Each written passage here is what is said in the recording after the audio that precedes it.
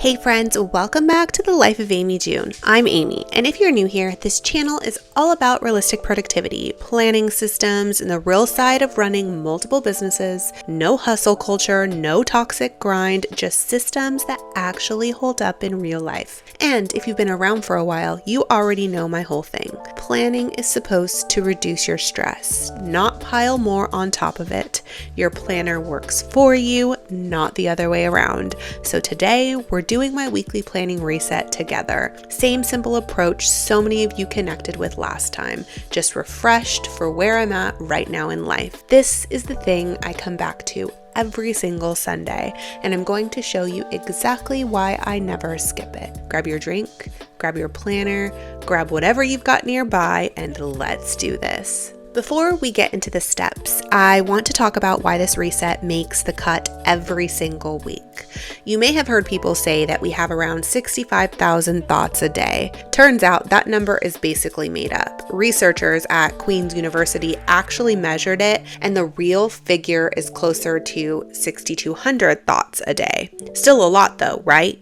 And here's the thing. When you don't have somewhere to put all of those thoughts, your brain just keeps recycling them on a loop. That's not productivity, that's mental noise. Weekly planning for me is not about scheduling every hour or optimizing every minute.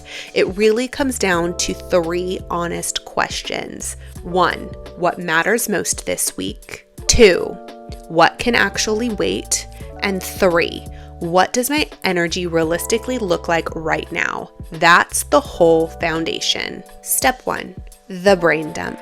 The very first thing I do every week is empty my head out onto paper. And this does not go into my planner. This just goes in a plain notebook. Mine and my favorite one is the Cambridge notebook, which I'll link below because I love it and I constantly go back to it. Everything comes out onto that page. Work tasks, personal stuff, appointments, ideas I don't want to lose, things I'm low-key stressed about, the random don't forget this thought that shows up at 10 p.m. at night. All of it. I do loosely group it into categories as I go though, so it doesn't turn into one giant page of writing. But I'm not chasing perfection here. The goal is to just get it out of my head and onto the page. And there's real science under this. Psychologists have a name for those nagging little open loops, and the research is pretty clear. Once you write them down and you give them a loose plan, your brain finally stops holding on to them. You're not trying to remember everything anymore, so you actually get to focus. I feel that every single week. The second it's on paper, my brain just exhales. Step 2, check the calendar. Once my brain dump is done, I open up my Google Calendar that I share with my husband and my son, and I look at the whole week. Meetings, appointments, not school stuff anymore though because it's summer. Anything that is already locked in and not moving. And this is where I think a lot of planning systems quietly fall apart. They start with the to-do list instead of starting with real life. But if you build your week around your tasks before you've looked at your actual commitments and your actual energy levels, you are going to overcommit by Tuesday. So real life always goes first, period. Step 3, the weekly planning page.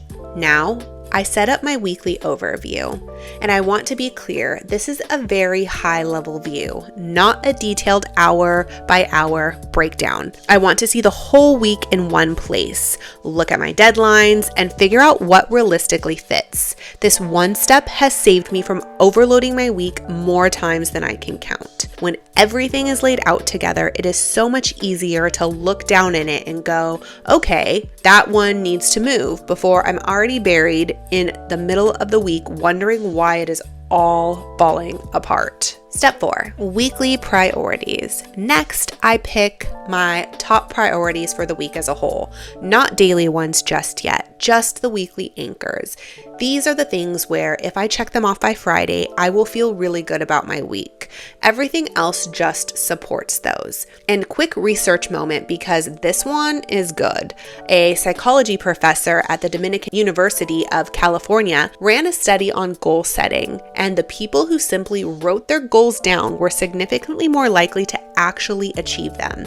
Actually, around 42% more likely. But here's my favorite part. The people who went one step further and shared their goals and checked in on their progress every week did dramatically better than everyone else, which honestly is kind of like what we're doing right here together every single week. So write your weekly anchors. Don't just keep them inside your head. After I set those priorities, I give each day a loose theme, usually a morning focus and an afternoon focus, nothing rigid or set in stone. For example, mornings tend to be my creative work, and afternoons are lighter or easier or more fun tasks where I don't need as much brain power or willpower. It just gives my brain a lane to stay in without locking me into some unrealistic schedule. Step 5, daily pages. Now I set up my daily pages and I keep these insanely minimal during this reset. Just the day, the date, and any time anchored commitments that are already set. Any appointments, any meetings, any summer activities, those are my anchors. Notice what I am not doing here. I am not writing my to-do list yet, and I am not time blocking. That happens separately because for me, those are two different habits. My actual to-do list gets written the night before. Then the morning of, I set my one main goal, I pick my top 3 priorities, and then I time block my day in that exact order. And the nightly to-do list piece is backed up by research too. Researchers at Baylor University found that people who took just 5 minutes to write a to-do list before bed fell asleep about 9 minutes faster than people who did not. Same idea as the brain dump. You're offloading the mental noise so your brain can actually rest.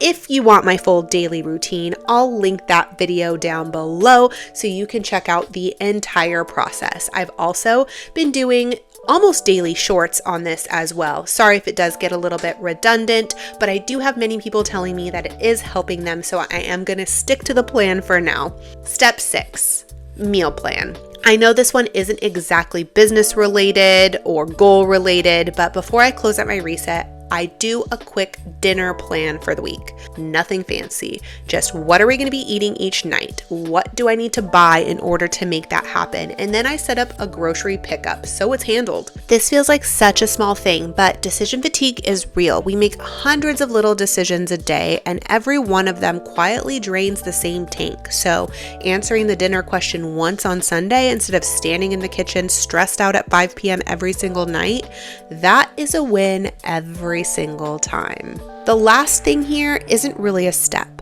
I build it into every single week. And that is grace, because plans shift, energy changes, and life is just so unpredictable. There is no need to beat yourself up. Your planner is a tool. It's not your report card. If something doesn't happen, don't spiral about it, and I don't anymore either. It did take some work, but I'm pretty good about it now. I just move it, adjust, and keep going. That right there is what consistency actually looks like. Not a perfect week every single week, just showing back up. So if planning has ever felt like one more thing that's just stressing you out, I want you to hear this. You are not bad at planning. You just haven't found a system that fits your exact life yet.